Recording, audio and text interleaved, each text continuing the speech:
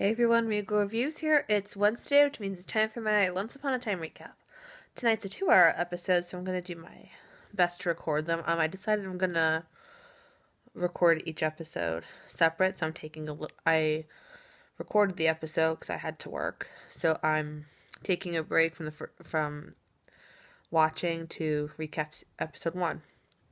So, to recap on tonight's episode, it basically centered around Eloise Gardner. We've seen in the past few episodes that Hook's trying to figure out who Eloise Gardner is, and I think we're all trying to figure out who Eloise Gardner is, and I think I have a pretty good idea who she is. But in the Wish Realm, Hook is preparing to set sail to a land without magic, so we could assume this is Storybrooke, and the Evil Queen is here, and we learned from Adam and Eddie that there was an older version of the Evil Queen when Emma and Regina went to the Wish Realm, so it was interesting to see that Evil Queen there. So now there's technically 3. There's Regina, there's the queen that she split from herself, and now there's the Wish Realm Evil Queen.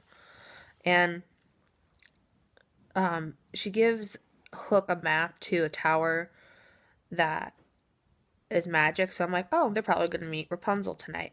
We're probably going to meet Rapunzel tonight. And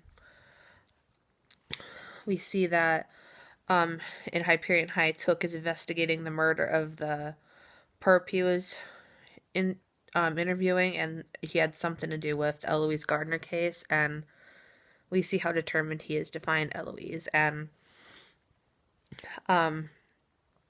we also see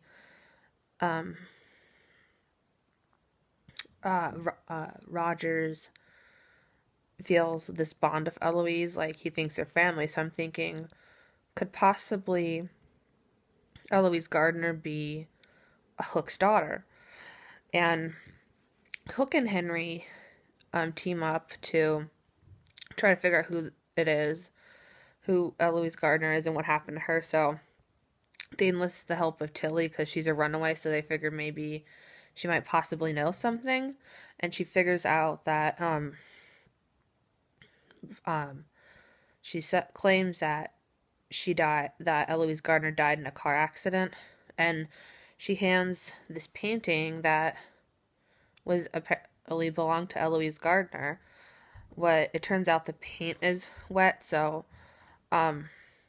Rogers goes and questions Weaver, and Weaver admits that the page was fake and that he had Tilly give him a fake page.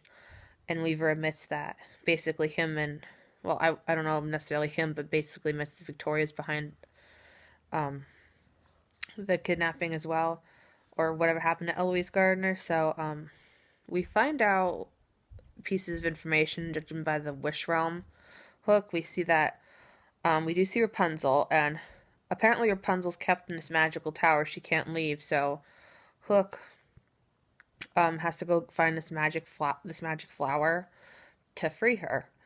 And when he comes back, apparently they hook up. Yeah, so apparently Hook has more than one baby mama. And the next morning, they wake up, and there's a baby there. And I'm thinking, well, there wasn't a baby there before. Why is there a baby? It turns out that Rapunzel is not really Rapunzel. Rapunzel is, in fact, Mother Gothel.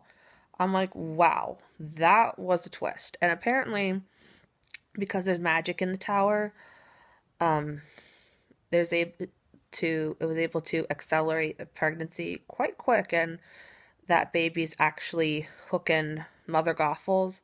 And the reason why she needed a baby is because the only way she could leave the tower is if someone in her bloodline was left in place. So now this baby's left here. And Hook goes back to Smee and basically gives him the Jolly Roger. And they're wondering, why is Hook staying? Well, Hook wants to stay with his daughter. So he's definitely different than the Hook that we've known in the fairy tale world. And we find out the biggest twist of all. We find out, when Hook stays with his daughter, he names the baby after his mother. I'm thinking, oh, is this Eloise Gardner? Apparently, his mother's name is Alice, so it's confirmed now that Alice is in fact Hook's daughter. So we see that Hook arrests Victoria for her role in the Eloise Gardner case, and um, we see that he goes to rescue Eloise Gardner, but it's in fact this witch the whole time that both Victoria and Ivy have been communicating with is Mother Gothel. So I'm wondering if she's just playing a charade, is she just pretending she's Eloise Gardner, or is um Alice Elo is Alice Eloise Gardner? It's a bit confusing.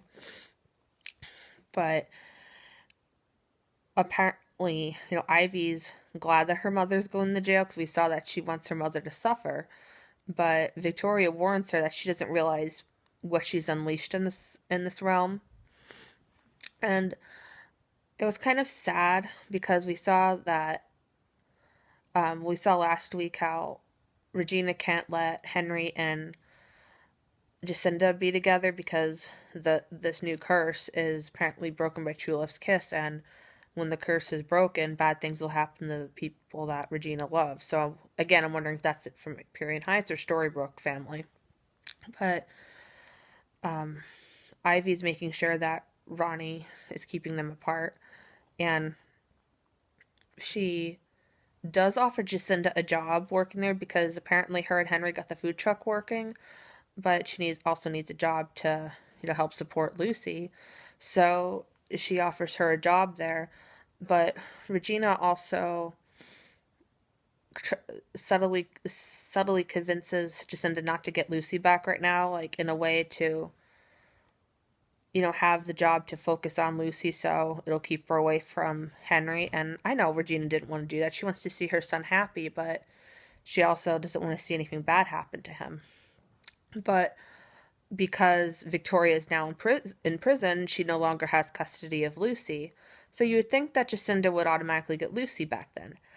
But that's not the case. And what was very heartbreaking is the fact that because until they could prove Jacinda has a stable life, Lucy has to go into the system. So it was really heartbreaking to see them take Lucy away and see her cry like that. So I'm wondering if they're going to touch base on that in the next episode. So that was